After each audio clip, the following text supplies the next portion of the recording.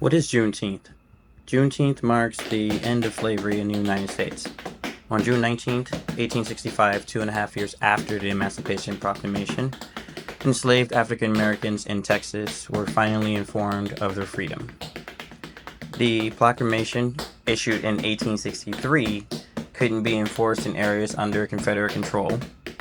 So in Texas, the westernmost Confederate state, freedom didn't come until June 19th, 1865, when Union General Gordon Granger arrived in Galveston Bay and declared, "The people of Texas are informed that in accordance with a proclamation from the Executive of the United States, all slaves are free.